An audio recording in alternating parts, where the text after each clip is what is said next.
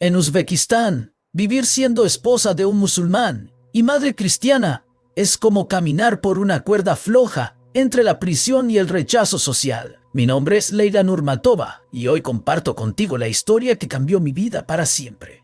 Mi camino comenzó en la ciudad de Tashkent, donde el gobierno controla férreamente todas las expresiones religiosas que no estén autorizadas por el Estado. Allí, la simple decisión de seguir a Cristo puede poner en peligro tu libertad, tu familia e incluso tu vida. Era un frío día de febrero de 2018 cuando, entre las calles del mercado tradicional de Chorsu, me encontraba organizando ropa que vendía para complementar los ingresos de mi hogar. Mi esposo Amir Saidov era un profesor respetado de historia, y yo, madre dedicada, no imaginaba que ese día recibiría un giro inesperado. Mientras revisaba un paquete, mis dedos tocaron un pequeño libro envuelto en plástico. Abrí la cubierta y leí unas palabras que hasta entonces me eran desconocidas.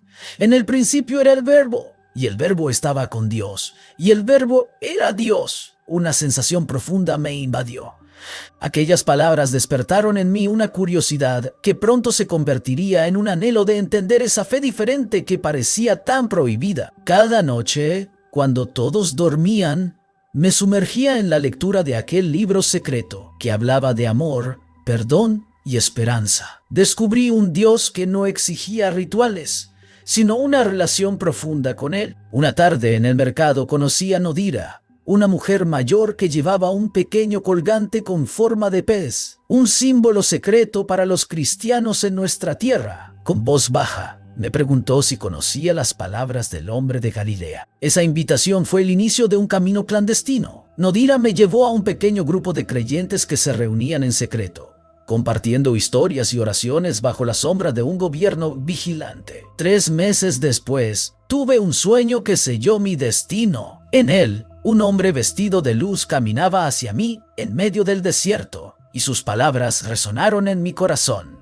Yo soy el camino. Desperté con lágrimas y la certeza de que debía seguir ese camino, sin importar el costo. Pronto, mi fe fue descubierta. En mi hogar, los libros fueron confiscados, las miradas llenas de miedo y reproche. El rechazo familiar y social golpeó fuerte, pero el amor que sentía por ese Dios nuevo era más fuerte que cualquier amenaza. Elegí caminar en la luz porque entendí que la verdad y la paz que había encontrado valían cada sacrificio. Esta es solo la primera parte de mi historia, una historia que demuestra que incluso en el lugar más oscuro y vigilado, la luz de Dios puede brillar con fuerza y transformar vidas. La decisión de seguir a Cristo no vino sin consecuencias. En Uzbekistán, la fe es mucho más que una elección personal. Es un acto de valentía frente a un sistema que no tolera la diferencia. Después de que mi fe fuera descubierta, mi esposo Amir comenzó a cambiar. Ya no era el hombre cariñoso y paciente que conocí. Sus ojos se llenaron de desconfianza y reproche. ¿Por qué arriesgas a nuestra familia con esas ideas peligrosas?, me decía en voz baja, pero con dureza. ¿Sabes lo que puede pasar si alguien se entera? La presión creció y también los miedos. Las visitas del gobierno a nuestra casa aumentaron, buscando cualquier indicio de actividades religiosas clandestinas. En esas visitas, mi corazón latía con fuerza, temiendo que todo se desmoronara. El silencio se volvió pesado. Las conversaciones con Amir se hicieron tensas, casi inexistentes. Él veía mi fe como una traición, pero hubo momentos de luz en medio de la oscuridad. Una noche, después de una discusión particularmente difícil, me acerqué a él y le hablé desde el corazón. Le conté cómo el amor de Dios me había dado paz en medio del miedo y esperanza cuando todo parecía perdido. No busco problemas para nosotros, le dije. Solo deseo vivir en verdad y libertad. Esa noche, aunque sin palabras, sentí una pequeña grieta en la muralla que nos separaba. Con el tiempo, entendí que el precio de la fe no se mide solo en sufrimiento, sino también en la fortaleza para perdonar, para amar incluso cuando no eres amado. A través de la oración, el apoyo de hermanos y hermanas que también caminaban en secreto, y la convicción profunda de que Dios estaba conmigo, pude sostener mi fe firme. Esta es la historia de un precio alto, sí, pero también de una libertad que nadie puede quitar. La clandestinidad no era solo una práctica externa. Era un estado del alma. Vivir con la certeza de que cualquier palabra o gesto podía ser vigilado, que la sombra del miedo acechaba en cada esquina, transformaba hasta el simple acto de reunirse en un riesgo. Los encuentros con mis hermanos y hermanas en la fe se volvieron momentos sagrados, pequeñas islas de luz en medio de un mar de vigilancia. Nos reuníamos en casas humildes, escondidos detrás de puertas comunes, con Biblias ocultas bajo cojines y miradas alertas. Mahmoud, nuestro anciano líder, con su barba blanca y sus ojos llenos de historia, nos guiaba con paciencia y sabiduría. Nos enseñaba que la fe verdadera no necesita templos grandiosos, sino corazones dispuestos a seguir a Cristo aún en la oscuridad. Aprendí que orar no era repetir palabras vacías, sino abrir mi corazón y hablar con Dios como se habla con un amigo fiel. Sentí cómo esa intimidad renovaba mi espíritu cada día, pero también conocí el dolor de la soledad y la incomprensión. Muchos amigos de la infancia se alejaron, y la familia extendida empezó a verme como una extraña, alguien que había abandonado las raíces y traicionado las tradiciones. La clandestinidad era pesada, pero también era un espacio de libertad interior donde mi alma podía respirar y crecer. En esos años de silencio y secreto, descubrí que la fe no se trata de buscar comodidad, sino de encontrar un propósito más grande que uno mismo. Y aunque el miedo no desaparecía, el amor de Dios era una llama que no se apagaba. El día que mi esposo, Amir, descubrió el pequeño libro escondido bajo el colchón, la calma se rompió para siempre. Su rostro, antes lleno de amor, se transformó en una máscara de furia y decepción. «¿Qué estás haciendo?», me preguntó con voz dura, como si yo hubiera cometido un pecado imperdonable. Al decirle que había estado leyendo sobre Jesús, su reacción fue violenta. La palma de su mano golpeó mi mejilla con fuerza, y en ese instante supe que nada sería igual. Durante semanas, vivimos bajo un silencio pesado, interrumpido solo por sus acusaciones y miradas acusadoras. Me convertí en una enemiga dentro de mi propio hogar. Amir empezó a vigilar mis movimientos, revisaba mi teléfono y cuestionaba a nuestras hijas sobre mis actividades. La amenaza de perderlo todo, mi familia, mi estabilidad, era constante. Pero en medio de esa tormenta, mi fe crecía. Cuando Amir me ofreció renunciar a esta locura para salvar nuestro matrimonio, supe que no podía hacerlo, porque lo que había descubierto no era un simple libro, era vida. Las palabras de Mahmoud resonaban en mi mente. La paz verdadera solo se encuentra en Cristo, aunque el mundo entero se oponga. Esa paz, a pesar del dolor, era mi refugio y mi fortaleza. Después de la confrontación, la distancia entre Amir y yo se hizo insalvable. Él comenzó a alejarse, no solo físicamente, sino también emocionalmente, como si quisiera borrarme de su vida. La familia de Amir, tradicional y profundamente religiosa, pronto se enteró de mi nueva fe. Mi cuñada, Leila, fue la primera en acercarse con advertencias y amenazas veladas. «¿No sabes en qué te estás metiendo?», me dijo un día, con voz fría. «Este camino puede destruir a toda tu familia». Sus palabras no eran exageración. En Uzbekistán, ser cristiana significa arriesgar mucho más que la aceptación social. Puede implicar la pérdida de derechos, empleos y hasta la libertad. Con cada día que pasaba, sentía cómo mi círculo social se reducía hasta quedar casi sola. Mis hijas también comenzaron a notar el cambio. Ya no podía llevarlas a las reuniones familiares sin sentir la mirada crítica de los demás, como si yo fuera una amenaza para su bienestar. Una noche, mientras rezaba en silencio, escuché pasos fuera de la casa. El temor a ser vigilada o denunciada se volvió una sombra constante. Pero en ese aislamiento encontré una fuerza interior inesperada.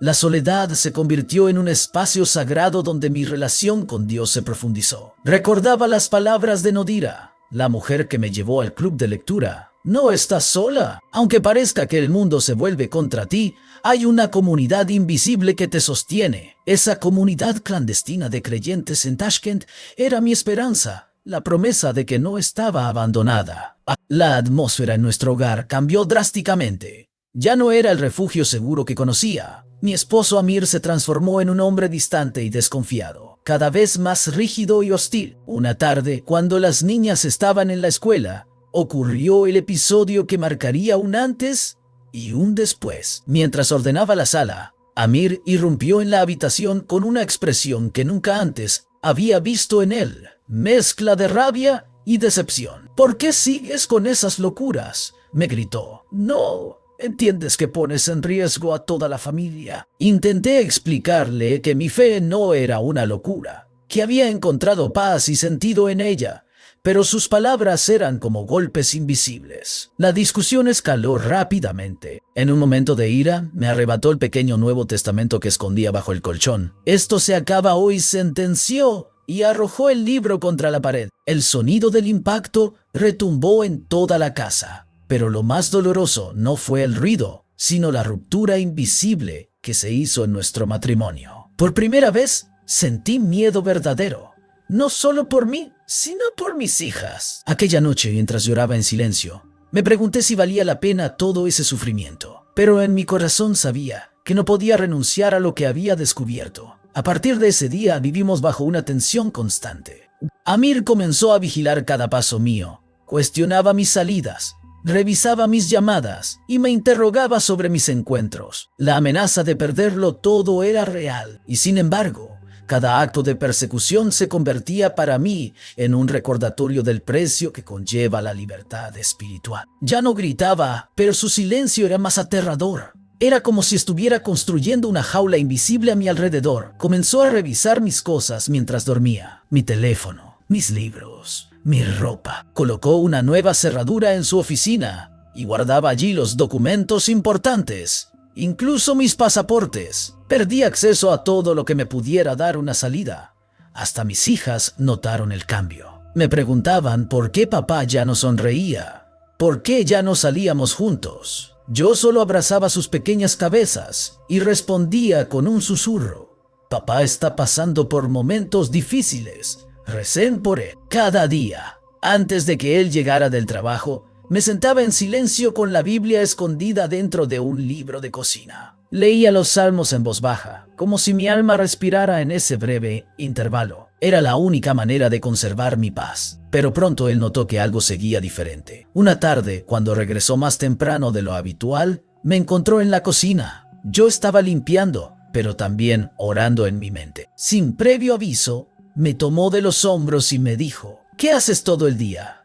¿Por qué tienes esa mirada? ¿Sigues pensando en esas cosas? Lo miré. Por un momento quise negarlo, decirle lo que quería oír, pero no podía. Le respondí con voz temblorosa: no he dejado de creer.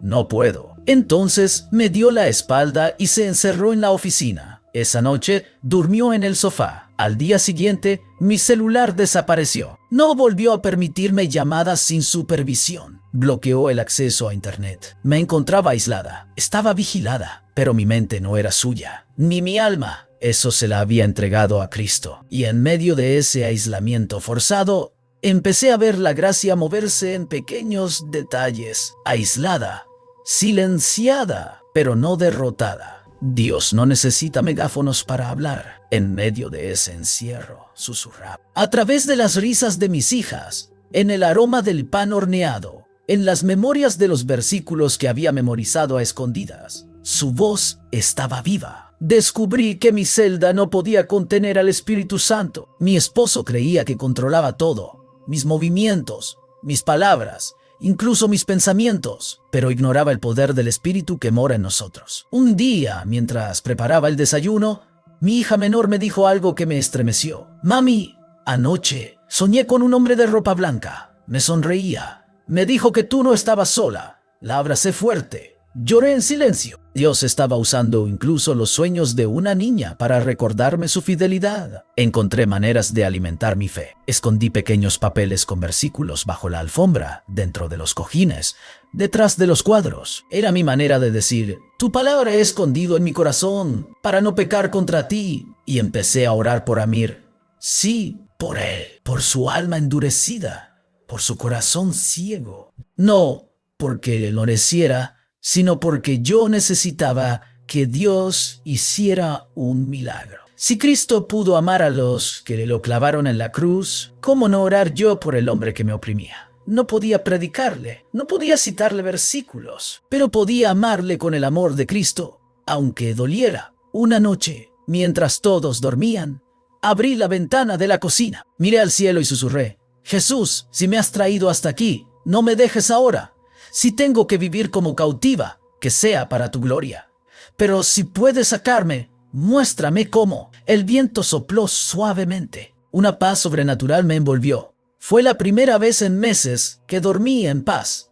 Comenzaron a suceder cosas extrañas, pequeñas grietas en la rutina opresiva. Amir, el hombre que una vez me gritaba por mirar la televisión sin su permiso, ahora pasaba más tiempo en silencio. Lo notaba inquieto, perturbado por algo que no decía. Una noche se despertó empapado en sudor, jadeando. Dijo que había soñado con fuego, con una voz que lo llamaba por su nombre, que le decía: ¿hasta cuándo perseguirás a mi hija? No entendía, pero yo sí.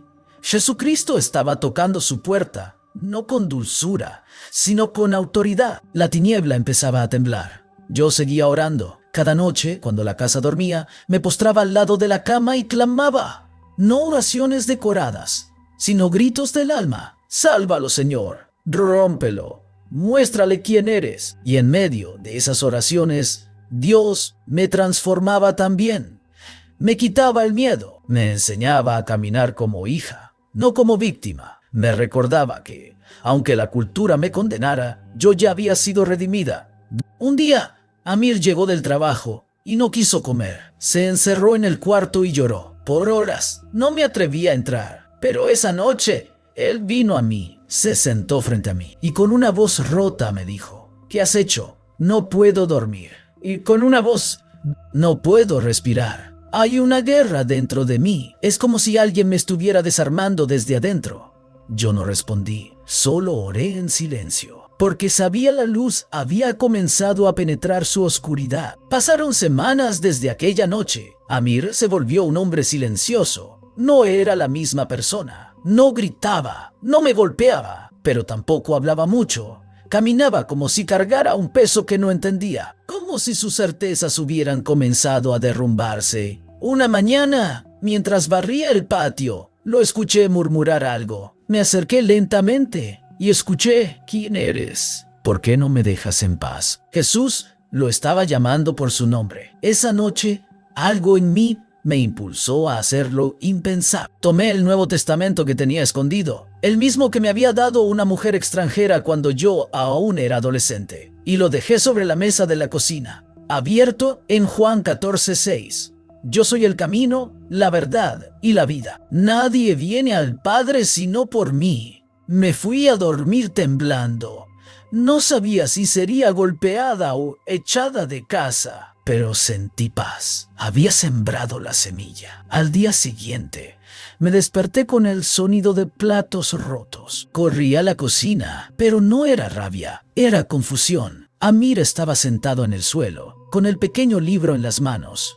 Sus ojos estaban hinchados de tanto llorar. Me miró, no con odio, sino con miedo. ¿Qué es esto? Porque siento que me mira. ¿Quién es este Jesús? Me senté frente a él y con la voz más suave que pude le dije: es el Hijo de Dios y te ama. Aunque lo rechaces, Él murió por ti y ahora te está llamando. No me golpeó, no me insultó, solo se quedó allí, en silencio, con el rostro entre las manos. En ese momento, entendí algo que cambiaría mi vida para siempre. No estaba sola en esta batalla. Cristo peleaba por mí y también por él. Los días siguientes fueron silenciosos, pero no por miedo, sino por reflexión. Amir pasaba horas leyendo el Nuevo Testamento. Sus ojos, antes llenos de ira, ahora mostraban una mezcla de confusión y anhelo. Una noche, mientras cenábamos en silencio, me miró y dijo: he estado leyendo sobre Jesús. Sus palabras me conmueven.